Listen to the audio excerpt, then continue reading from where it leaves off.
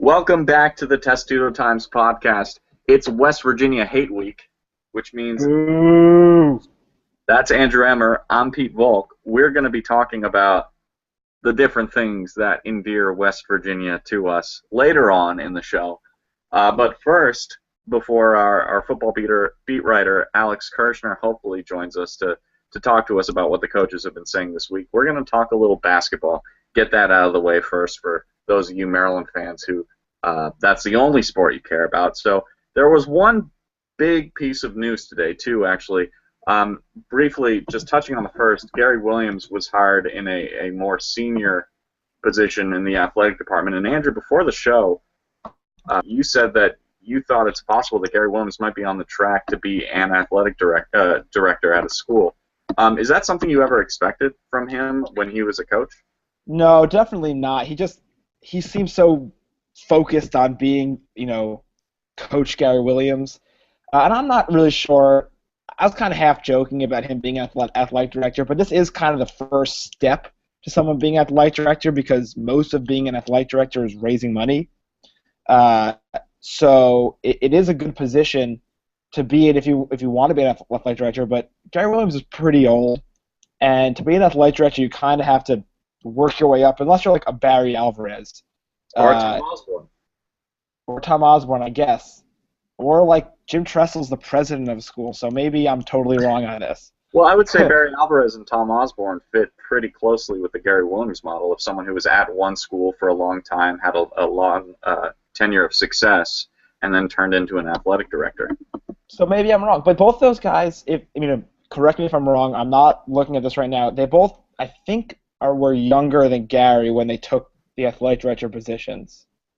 I'm not going to look that up. I'm just going to tell you right now. I'm just going to assume yes, just because right. Gary has white hair and they don't have white hair.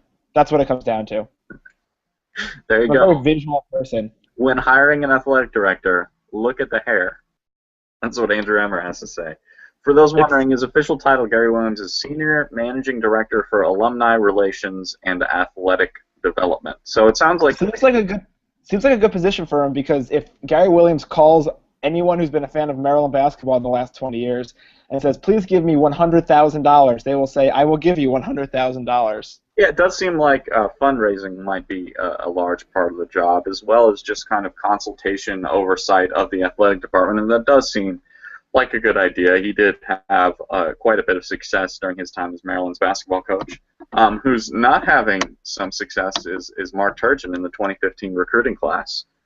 Today, top target, you could say, one of the top targets, you could definitely say, Essa Ahmad, a four-star power forward out of Cleveland, surprised some folks by committing to West Virginia. It was a move that had started to be rumored about this morning, last night. Ahmad canceled his home visit with Maryland. He took an official visit to West Virginia this past weekend, went to the football game against Towson, apparently was blown away. Andrew, I know a lot of the talk about Essa Ahmad was around whether or not Maryland could beat Ohio State for his services. That obviously changed a bit when Ohio State kind of shifted where they were looking. But did you ever expect West Virginia to beat out the Terrapins for this kick? Expect is an interesting word, because West Virginia had been on Essa Ahmad for quite some time. They were one of the first schools to offer him, and he went to a ton of their basketball games last year. So it's not totally unexpected. A lot of the crystal ball picks were for West Virginia for quite a while. But once Mickey Mitchell, who was another highly touted power forward, decommitted from Ohio State, that seemed like the logical destination. I never quite got the sense that Maryland, that was just my intuition. Not in the same way that, I kind of always felt Melo Trimble and Deion Wiley were coming to Maryland. I would kind of thought maybe it would be like a Trayvon Reed situation where Maryland was, really into it, and then you didn't hear much, and then kind of all of a sudden he committed. But yeah, I guess West Virginia really blew him away. Bob Huggins, a lot of people, you can belittle Bob Huggins. You can say, the school, West Virginia's only been 30-35 in their last 2 years, which is worse than Maryland's been. But Bob Huggins has been to a Final Four in recent years, and Bob Huggins is a very good coach. how would you rate this? We've talked about many times now different 2015 prospects that Maryland has missed out on. The talk, of course, a lot on point guards. Maryland missed out on a lot of point guard prospects. People were wondering if maybe that was because Melo Trimble was in the way.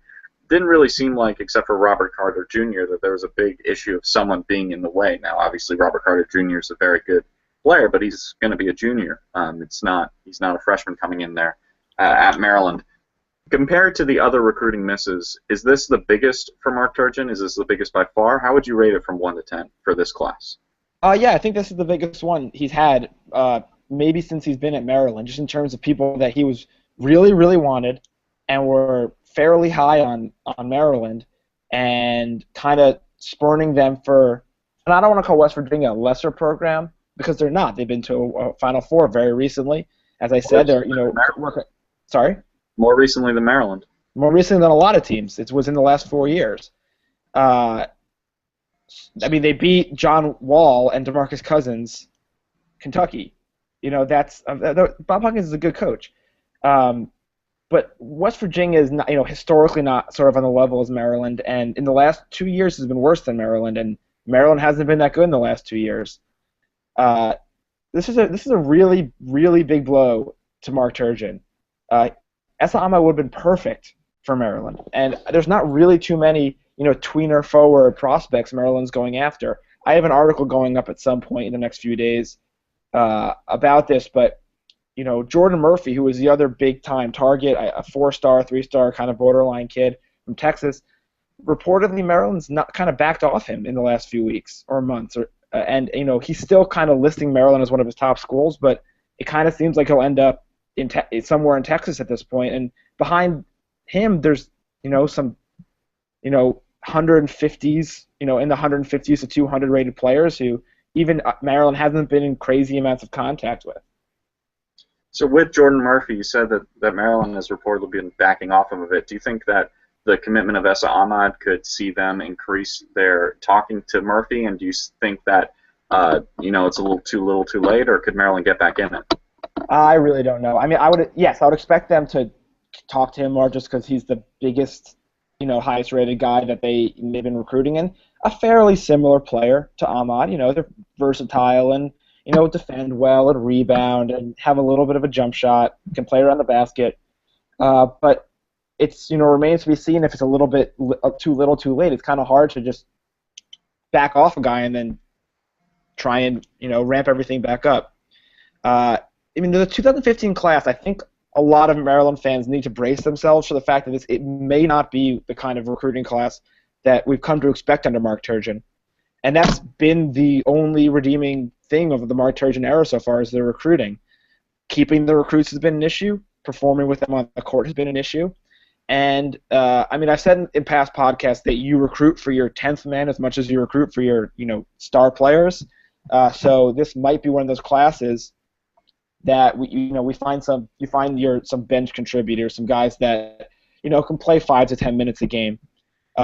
Maryland probably needs a little bit more than that, with losing Des Wells and losing Jake Layman in 2 years. 2 years, and relying so much on youth that it's kind of concerning. But again, in the article that I'm publishing, I talk about the fact that it's really hard to recruit to a team that hasn't been very good. Maryland not making the tournament for a few years in a row and taking a top 10 class like they're doing this year is rare. It's very rare. Like, that's not something that you can count on over and over and over again. And if Maryland had made the NCAA tournament this past year, they probably would bring in another top 15 class. That's just the way it goes. It's hard to keep selling promise to recruits. So we've talked about this each time that you've been on the podcast. We've touched on basketball recruiting, but I'm going to put you on the hot seat and ask it of you again. With this most recent news of Ahmad committing to West Virginia, as it stands right now, how would you guess Maryland's class looks on signing day, both in terms of first just number of recruits and what positions, and then finally of those positions that they're looking at, who's the most likely committed each, if there's even any available at the moment? So signing day means that Robert Carter Jr. doesn't count. Correct. But I have said Robert Carter Jr., I've written this, is the best possible recruit Maryland could have gone for 2015. Right. Um, I'll say Justin Robinson, just because I'm still somewhat confident in Maryland being able to beat out Virginia Tech for basketball recruitment. But I'm not totally sure. I mean, that's I think it's like 60%. I'm 60% sure. Then I think Maryland gets a 3-star, like tweener forward, maybe Marcus McDuffie, maybe Jordan Murphy, if if it's not too late with him. Kipper Nichols, another guy from Ohio that Maryland has been in contact with. There's some other guys emerging that Maryland hasn't quite offered, and then I think they'll take a big man. It would be Diamond Stone if he wants to come to Maryland, and I still think that is a complete long shot, and I don't think that happens. But we are in the top 5, so it's not impossible. But if it's not him, then it's going to be someone like there's a local kid named DeVell. I'm forgetting his name. I'm going to find out as DeVell Phillips is a local kid from Upper Marlboro, Maryland, who goes to Clinton Christian. He's a 3-star power forward. He's a possibility. There's some other guys that Cliff Warren has been in contact with in Georgia and in Florida. I think that a lot of new names will emerge in the next few months, but they're not going to be big names. They're not going to be names that are on the recruiting radar. Really wouldn't be surprised if Maryland doesn't sign a 4-star commit in this class. Then how many do you think they'll end up with, 2 or 3? Because those seem like the more likely numbers. I say 3. I say 3, but in the sense that 3 people will enter the program that aren't Robert Carter Jr. in 2015. So that includes JUCOs. That includes really think they'll get some either a JUCO or a postgrad transfer, almost assuredly. They've been pretty good at that recently. So I say they get probably 2 incoming freshmen and 1 or 2 postgrad transfers or JUCOs. Let's move on to football recruiting then, if we're going to stay in the recruiting realm of things. Maryland picked up a commitment since we last podcasted in 2016. DeMatha running back Lorenzo Harrison. What school did he go to? He goes to DeMatha Catholic High School in Highsville. Now, of course, it is a long time until signing day for him, more than a year, but that does spell well for Maryland's future with the school, just being able to grab any sort of kid. And it's not just any sort of kid. Lorenzo Harrison is someone who is very tapped into the local scene. He has a lot of friends in the class, at DeMatha and otherwise. And like we've talked about before on the show, 2016 local football class is stacked. 3 of those guys, including Lorenzo Harrison, are going to be visiting College Park this weekend against West Virginia. That would be Lorenzo Harrison, as we previously mentioned, as well as 4-star wide receiver Tino Ellis and 4-star offensive tackle J.P. Urquidez. I've seen all 3 of them in person at the Nike event in D.C. that took place last summer. Lorenzo Harrison was the best running back there. Tino Ellis was the best wide receiver there, and I have to say Tino Ellis was just an outstanding prospect. He outplayed Trayvon Diggs, and Diggs had a tremendous day. But J.P. Urquidez might be the most impressive prospect of them all. That being said, he's the one that Maryland has the least chance with by far. Urquidez moved to Maryland from Texas. He's transferring to DeMatha this year, and it looks like he's going to end up back in Texas, whether it's going to be at Baylor or another one of the programs in there. So Lorenzo Harrison brings in DeMatha. Andrew, I know you're more familiar with basketball, but the DeMatha thing, it applies to both schools. What does it mean to get just one kid from DeMatha? I mean, I don't know in terms of basketball. I just, I'm not totally sure if there are any major DeMatha basketball recruits coming through anytime soon. But for football, it's very exciting. Lorenzo Harrison, not only is he a very talented running back, and I don't know about you, but I don't know what you think about this, but I've heard from some rumblings that his recruiting ranking might really rise. He was behind some pretty talented running backs in the last few years, and he was only a sophomore this last year. He's going to be a junior this year, and DeMatha always has football talent, and had a running back, I think Virginia Tech who just committed to Virginia Tech. So there's a lot of guys that it's sort of the Anthony Cowan thing. We talked about Anthony Cowan, still only a 3-star basketball recruit, even though the basketball staff is in love with him. A lot of local recruiting people are in love with him, but that's because he has been playing for all these years behind Trey Campbell, who's going to Georgetown this year, and he's finally going to be the man this year. Is that possible with Harrison? I think so. Having seen him in person, I think the only knock on him, obviously, is his size. He's kind of a diminutive running back, but he's very, very fast. He has incredible agility. He makes great moves in the field, and he's going to be someone who, if he can translate that to the college game, will be a very exciting player for Maryland. But I don't know if you know this. That group of DeMatha kids, they're not even the highest profile visitors in College Park this weekend. Who are the highest profile visitors? Thank you for asking, Andrew. 4-star Florida wide receiver Ryan Davis and 5-star Florida defensive end Byron Cowart, considered by some to be the top prospect in the country, are both reportedly taking official visits to Maryland this weekend. Neither of them are expecting to decide anytime soon, and neither of them are at all expected to pick Maryland. But the fact that Maryland gets both of them on campus a second time for an official visit, it's huge. So wait, it's a second official visit. I thought you could only have one official visit. It's just a second visit. It's the first official visit. They both took an unofficial when they visited for the big show, but now that they're entering their senior year, they can finally take official visits, and Maryland got the first one for the both of them. Now, the first one isn't always the best one, but it is there. So I've read a lot of Byron Cowart quotes saying he seems like a very thoughtful kid. He seems like a guy who really gets recruiting. And a lot of the quotes are along the lines of more or less, I'm going to Florida unless something happens in which that makes that not a tenable option. And in that case, Maryland is as good as any other choice I have. And what I read from that is if Will Muschamp is fired, which is very possible, if not probable, I'm open, and Maryland's right there if I'm open. I think that's the case. I think that's his thought process right now. I don't think even if Will Muschamp gets fired, Maryland ends up with Byron Cowart. I think that Maryland's much more in the running at that point, but I think he ends up somewhere like Oregon, somewhere like Florida State. It's just so risky for someone like that, a top player in the state of Florida, to take such a jump and go to a school like Maryland. It's possible. And of all the kids that's ever been possible with Byron Cowart, it's the most possible it's ever been. And that needs to be said. Out of all the Florida kids, there are a lot of Florida kids that Maryland's going after this year that are blue chip. The top of the top is Byron Cowart, and he's the one they have the best chance with.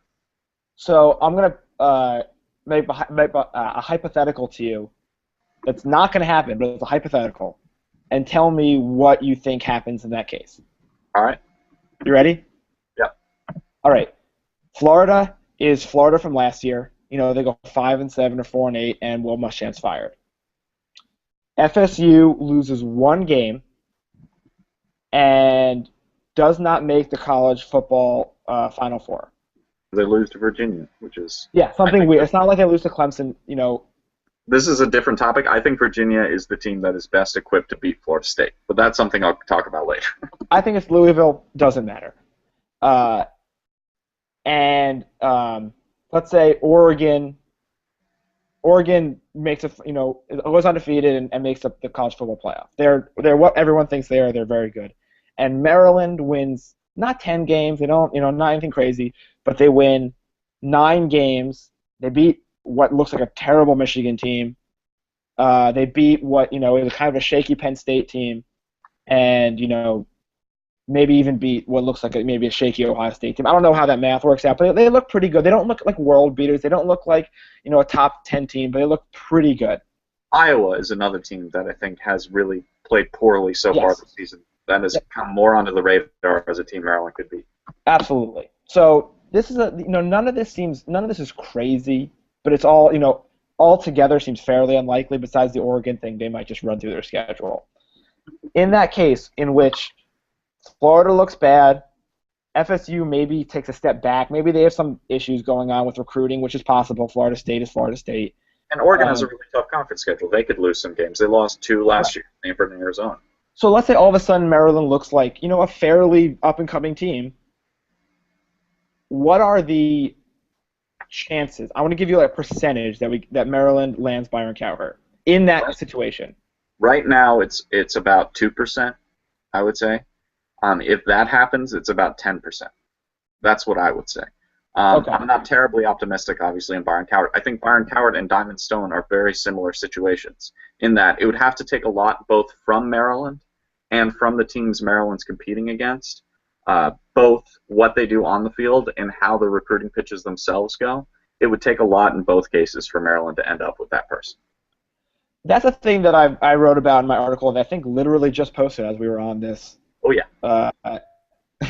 On this podcast, that all it takes is one season, one good season from either of the programs. And I don't mince words in my article. Maryland's been very mediocre under Mark Turgeon on the field, on the court, and under Randy Edsall, Maryland's been improving, but improving from horrible to mediocre, maybe even slightly above mediocre. Said, right? What? That's what Kevin Anderson said, right? When he hired Randy Edsall, he said we're going from horrible to mediocre. Yeah, basically. If you look at a spectrum, then yes, that's basically what he said. But yeah, so all it takes is Maryland is recruiting fairly well at football and very well up until now in basketball, and that's with not a ton of success. So Maryland, if football wins 9 games, win 8 games, and if basketball maybe they win a game or two, a lot of things change for both programs in terms of recruiting and perception. I think so, and I think that this is a very important year, probably the most important year for either program that they've had in quite some time, just in terms of the rebuilding projects. Programs are cyclical. There's no saying that, if either of these rebuilding projects from Edsall or Turgeon, because they are both rebuilding projects, if either of them fail, and it's likely that one of them does, if either of them fail, they get another shot at it. And it'll take a while, it'll take patience and all that, but it's not the end of the program. But if one of them is able to come through with a breakthrough season this year, the results that they could see on the recruiting trail in the 2016 class could be historic, especially in football. So a good start to impressing Byron Cowherd and Ryan Davis and, re-impressing Lorenzo Harrison and, really showing that, Maryland really struggled against UCF. We didn't talk about that much because there's not a ton to talk about. They struggled. They didn't look good. I think C.J. Brown looked marginally better, even though he turned the ball over twice, or more than twice, and threw in 2 interceptions. He looked a little bit better. He was making, some easy throws. UCF. Marcus Leak looked fantastic. USF, not UCF. Was I saying UCF? It's okay. They're the same school. They both had one really good year in the last 10 years. Shots fired at George O'Leary. Yeah, well, his resume just doesn't, stack up. I wonder how many of our listeners are going to get that joke. I'm going to explain it. Google it, listeners. George O'Leary, the Central Florida head coach, was going to be hired at Notre Dame. In fact, he was hired, I believe, until they found out he lied on his resume and fired him. That is so true. Yes, but C.J. Brown. So yeah, C.J. Brown looked better. I thought, still not great, still somewhat concerning. Marcus Leak looked like a real player. I'm nearing being a little bit disappointed in Stephon Diggs. I'm not there yet, but I'm nearing it. The thought has entered my brain. Now that might be on C.J. Brown, might be on play calling, it might be on the fact that it was just a crappy game. It seemed like he hurt his back as well, which could be. Yeah, it's just I watched that video on Sports Illustrated of him today, and it was just like I love him so much, and I just want him to break every record that exists, and it just seems kind of unlikely at this, But he could have a great conference schedule. We don't know. But the first step to refocusing Maryland's football future, saying, okay, UCF was a fluke. It was just a weird game. It was a USF. Oh my God. It was a fluke. It was a road game. would be this West Virginia game. Now, Maryland and West Virginia is a long-standing rivalry. It is probably Maryland's biggest rivalry that they currently have. I mean, you could argue for Virginia or NC State in the past, but right now, and in my mind, West Virginia is Maryland's biggest rivalry.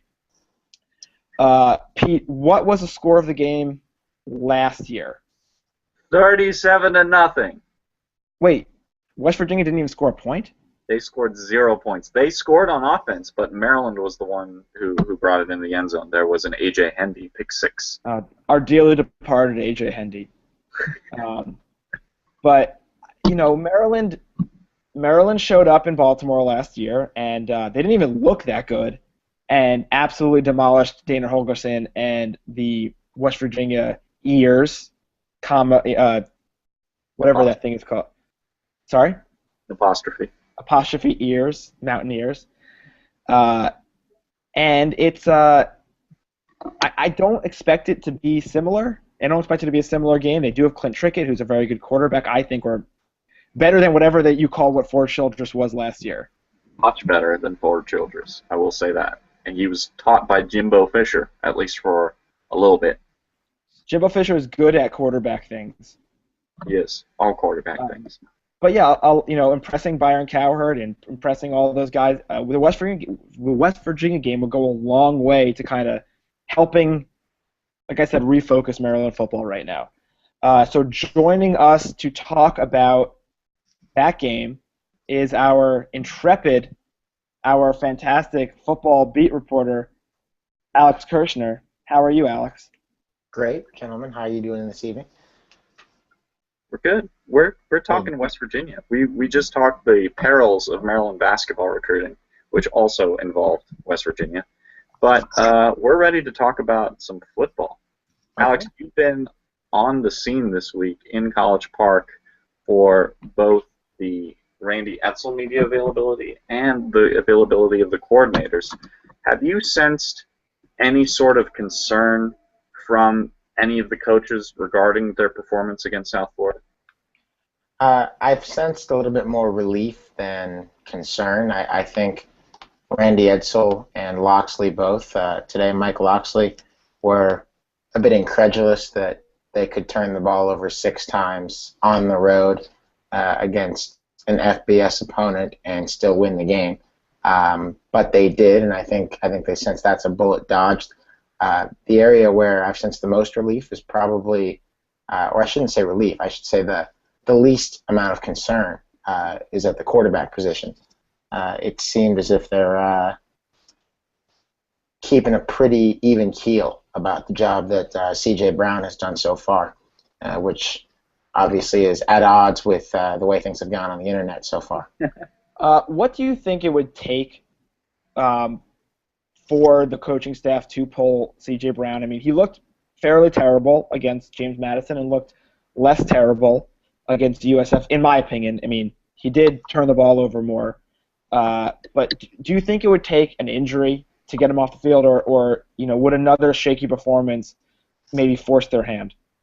I think there's a possibility that at some point he could lose his job without an injury, but we are miles away from that.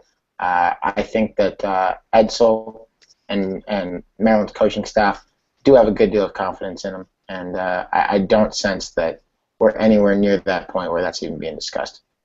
C.J. Brown wasn't the only person putting the ball on the ground last week. Maryland fumbled the ball 7 times against South Florida, a lot of those coming from the running back core. The depth chart was released with Brandon Ross and Albert Reed still as the top 2 on the 2-deep, despite Wes Brown receiving twice as many carries as Ross against South Florida. Did the coaches address in any way the running back rotation, any changes in what might happen this week? No, not in any kind of specific sense. Randy Edsall was asked about that specifically yesterday, if there'd be a change in the depth chart. Obviously, as you mentioned, there wasn't. I don't know why the depth chart seems to kind of be at running back set in stone, at least for the time being. But I don't get the sense that the depth chart really means a whole lot in terms of what Maryland's actually going to do with the ball. I think that Brown will probably get a lot of carries again this week, no matter what it says on the 2D. In terms, so staying on the offense, we were talking a little bit before you came on about the wide receivers and how impressive Marcus Leak looked. I mean, he didn't have a lot of catches, but what he did with those catches was quite impressive. But also, in terms of the wide receivers, are you concerned at all about Stephon Diggs? He's been, quiet in the last 2 weeks, and against two teams that you'd expect someone like Stephon Diggs to be able to exploit. And Deion Long, to a smaller extent, I mean, he's caught a touchdown pass. He's been a little bit more involved in the passing game. What's your read on the wide receivers right now? And is anyone concerned about the two stars disappointing a little bit? I haven't sensed, again, and this might just be that Maryland's coaching staff projects a great deal of confidence in public forums. I don't get the idea that anybody in that offense or in the coaches' room at Maryland has any significant concern about either Diggs or Long. The only concern that I think might be applicable is if you believe that the reason that they've been a little slow out of the gates is because they're concerned about the injuries that they're coming off of, both of them. Of course, significant leg injuries, and we haven't heard anything about that either, so that would be pretty speculative.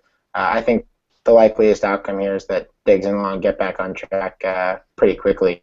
I think the likeliest reason that their numbers have been slow relates to the guy throwing the ball a little bit more than it does their own performances. Speaking of the passing offense, one thing that I think hasn't been noted quite as much, Maryland has not targeted a tight end a single time this season.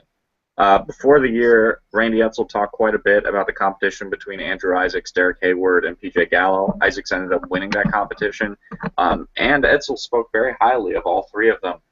Has he talked at all about them since? I mean, they haven't received the ball at all.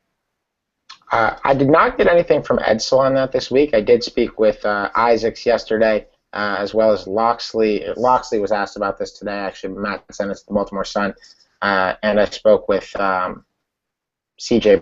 Well.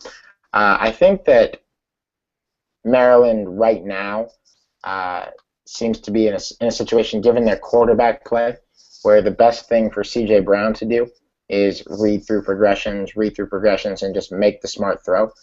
The way that he put it to me was, it's not a situation where I'm just picking someone that I want to deliver the ball to and making that happen. It's not Madden football. I get the idea that they would like to get Isaacs more involved. I mean, he's very talented. But obviously he has not been targeted. Neither has Gallo, neither has Hayward. And it'll be interesting, given the varied sets defensively that West Virginia can throw at you. If West Virginia loads up in the box with fewer men in the secondary, then that opens things up vertically down the field. But maybe C.J. Brown might be a little bit hesitant to throw the ball really deep down the field, given the athleticism in that secondary and the struggles he's had so far. And if it so turned out that Brown had to beat West Virginia with intermediate routes, I would think that at some point you might see Isaacs involved there, and I think that would be a useful spot for him. In your opinion, Alex, maybe not, because we know the coaching staff has been so confident and don't seem that worried, but in your opinion, can we really take anything out of these first two games? I mean, in the first game, Maryland basically ran the most basic offense you can run and ran over an inferior opponent. In the second game, they went on the road to a very hot, Tampa, which isn't in southern Florida, so I don't really get the name of the school. Maybe why I've been calling them UCF the whole podcast. I did this too with Pete a couple weeks ago. But so they struggled and they won. And if they hadn't turned the ball over so many times, it probably would have been a runaway. So do you, as someone who, as a fan of the team, take much away from the first 2 weeks? And if so, what? I don't. I think that James Madison, particularly a home game against a team like James Madison, most of the country plays a tune-up game like that, and I think South Florida was a tune-up to a lesser extent. I look at it like this. I'm a big baseball fan. I actually have the Pirates and Phillies queued up behind my laptop right now. In a baseball season, if someone has a really good or a really bad April, that you don't expect. That's 1/6 of the season. You look at underlying metrics and you really look closely at their play. You think that they're going to regress to the mean a little bit. They're going to come back to earth or rise up to earth, depending on how their first month went. That's 1/6 of the season. I look at 2 games out of 12 in the college football season the same way. It's 1/6 of the year. C.J. Brown has been in this program for 5 years, and he's been a starter for several years. He has been poor. I don't think he's been as bad as his numbers indicate, but he hasn't been good. And the competition's been weak. At the same time, a small sample is a small sample. If another start or two go very poorly, then maybe you start to see an indicator that something's wrong. But I think that there's a good chance that Brown, just by simple regression in a positive way, performs a lot better going forward. I think what you're saying, another interesting note, last season Maryland traveled in a similar game to Connecticut, obviously a different climate than South Florida, and barely beat a very bad team on the road. Then rebounded from that by beating this very West Virginian team, 37-0. I wanted to know what the conversation has been about the defense from the coaches, because from my vantage point, Maryland had 6 turnovers against South Florida and still gave up just 14 points. And it seems to me that the defense continues to get more comfortable in Brian Stewart's scheme. What have the coaches been talking about in terms of the different units within the defense and how they've been performing this season? I think Maryland's been pretty pleased with their linebacker play so far. That was actually something that Brian Stewart mentioned earlier today, that the linebackers have been consistent. You've seen some development from young Yannick Ngakoue, as Stewart called him earlier today.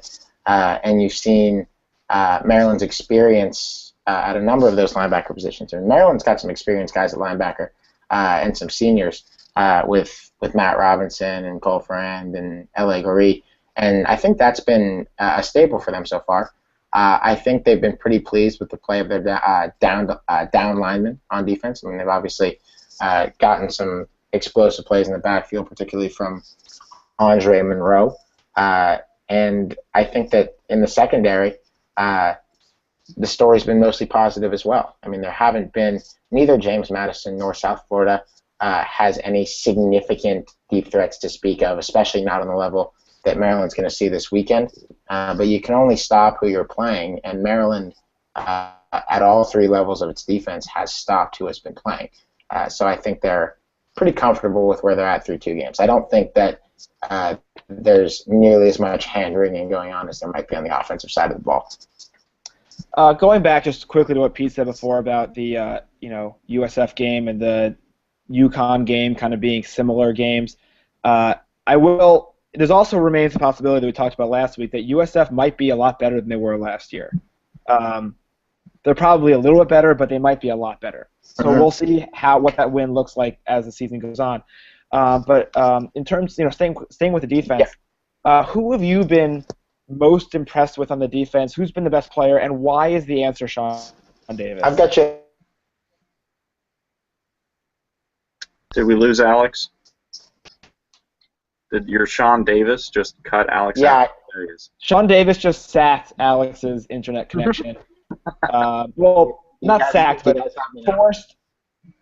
forced an interception. Do you guys have me now? You're on.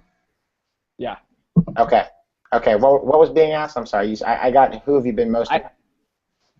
I said who have you been most impressed with? Who's been the best defensive player, and why is the answer Sean Davis? I don't know, and that's a good question. I think that full disclosure, my internet not my internet connection, but the picture that I had for the South Florida game was porous, like it was really bad.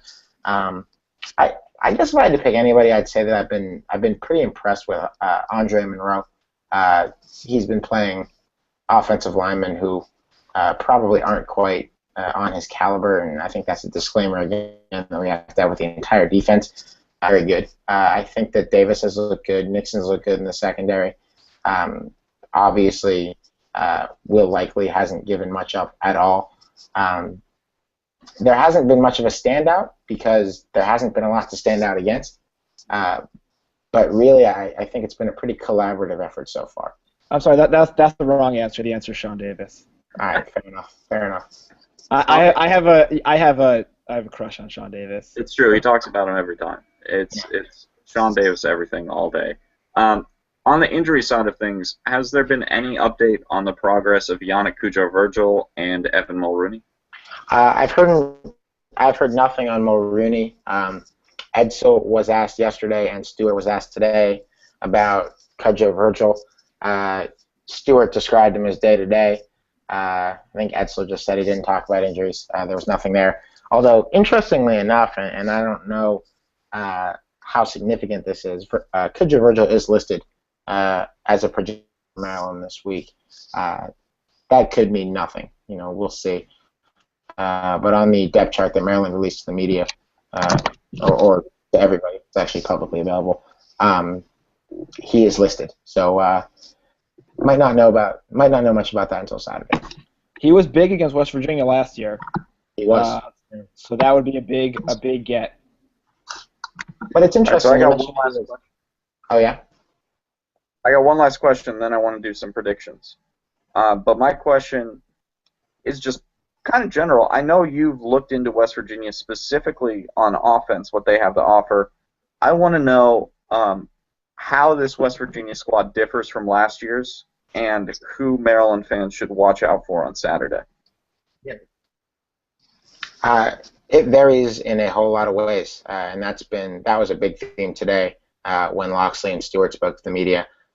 Last year, particularly on the offensive side of the ball, West Virginia was replacing a couple of mainstays who had been very important for them for several years and had pretty much been at the highest echelon of college football play. They had Geno Smith at quarterback gone, Tavon Austin, Stedman Bailey at receiver gone, and young guys replacing them. Obviously, Maryland saw Ford Childress, who is not there, mercifully. But now I think they're a much more experienced unit. They've got a couple of pretty explosive receivers who have been good so far. Kevin White has made some catches so far. And if you look down there too deep, they've actually got 11 guys who have made catches from Clint Trickett in the first 2 weeks. So offensively, there's just a lot more depth. And that, I should add, extends to the running back position. They have Rochelle Shell now, or Ruchel Shell. I'm from Pittsburgh, and so is he. And we're the same age, Shell and I. And he was setting records in Pittsburgh, breaking WPIAL records that had been held for decades, right when we were both coming out of high school. And, the pronunciation of his first name still challenges me. But he adds another dimension to their offense. He's a very good downhill runner, very shifty, and I think has a lot of potential to be a real problem for Maryland. On the other side of the ball, it's a more experienced unit there as well, particularly in the secondary. Their secondary is laden with upperclassmen, some pretty talented, pretty quick cornerbacks there. And the only young guy in that secondary is a free safety, another Pittsburgh kid, Drayvon Henry, who Florida State and Alabama wanted, and is now starting, and Maryland. And I think anyone would have taken him. And he is a very, very, very talented defensive back. I think that to whatever extent C.J. Brown wants to unshackle himself and make more plays in the pass field this week, maybe the biggest deterrent to doing that is that Drayvon Henry is very rangy, and he creates a lot of challenges for Maryland's passing game, I think. So those are all things that are different. Now, that's not to say that Maryland isn't a little bit better, too. Maryland's a more experienced team on a number of levels, too.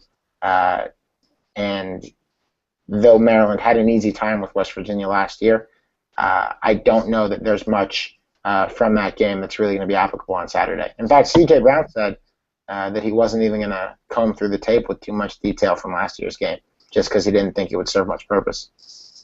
Yeah, it's not going to serve much purpose because West Virginia didn't score a point. Yeah. So we'll move on to some predictions.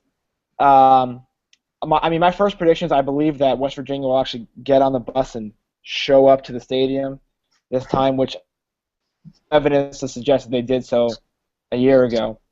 We'll never know. We'll never know if they ever showed up. As CJ Brown said, there's no more tape of it. But pretty simply, we need a score, we need a offensive MVP, we need a defensive MVP, and we need some sort of out-of-the-box prediction. So we'll start with Pete. Yeah.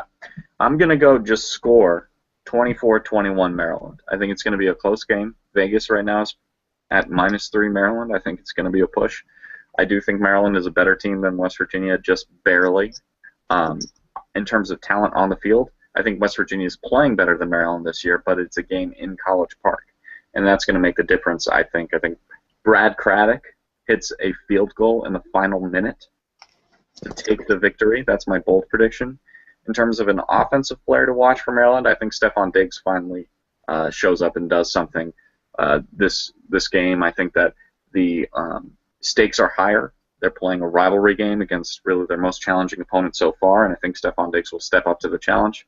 On the defensive side of things, I think that Yannick Ngakoue, young Yannick, will continue to step up. I don't expect Yannick Virgil to play just because if he would play, I would expect Randy Edsall to say so. I don't know. He plays a lot of games in the media. So I think Yannick Ngakoue is going to come up with at least one big sack of Clint Trickett, and he's going to be our defensive player to watch. Alex? I think that West Virginia is going to win the game, and I say that with a bit of reservation because I agree with Pete. I think Maryland's a slightly better team, but West Virginia at the moment is clicking in a way that Maryland is not. That said, I do think it's going to be a close game. I'll take 24-21 the other way. I think West Virginia wins by 3 points, probably on a late field goal of their own. I think that defensively, Matt Robinson is going to be huge for Maryland. Obviously, West Virginia likes to spread things on offense. They've got a lot of very quick playmakers, and Robinson, coming from the secondary like he does, has a lot to do with getting guys in space or tackling guys who have gotten in space in the passing game, and also chipping in on the run game. Again, West Virginia's got a couple of tailbacks with Shell and Smallwood that Maryland's going to have to account for, and I think Robinson's going to be very helpful. But I digress. And on offense, I think you're going to see Stephon Diggs as well. I agree. Step up in a way that he hasn't in the first 2 games. I think he'll get back on track. I think he'll score a touchdown and have somewhere in the neighborhood of 100 yards. Love to be wrong. I think there's a good opportunity for Maryland here, just given the way they looked last week and the way West Virginia looked last week and the week before that. I do think West Virginia has a good opportunity to win the game. All right, so it's my turn. I'm going to say Maryland 31, West Virginia 30. I think Maryland wins at the very, very end. I think that it's a late touchdown, and they win. And I think the offensive MVP is Deion Long. He had a big game against West Virginia last year. I'm just going with history here. And I'm going to say the defensive MVP is, I'm going to go with it's the guy Sean Davis. He plays safety for Maryland. I don't know if I've talked about him before, but I think he'll have a big game. And my bold prediction is that Maryland-West Virginia is the internet game of the early day. I think that it is the game that people will be watching. That where those that have it, that can watch it, it'll be the game that people are talking about early in the day, because I think it'll be a fun game to the extent that it'll be somewhat back and forth, and I think it'll be close, and I think there'll be some funny things that happen during it, some like internet funny things that college football Twitter generally likes, like Dana Holgerson's hair or Randy Edsall being mad on the sidelines, and I think this is a nice win for Maryland. Well, that'll do it for us. We've got 2 predictions for a Maryland win, 1 prediction for a Maryland loss, and you'll hear it. Hopefully tomorrow we'll be able to put this up, but I guess by the time you hear it, it will definitely be today. Thanks for joining us for the Testudo Times podcast. I'm Pete Bulk for Andrew Emmer and Alex Kirshner. We'll see you next week.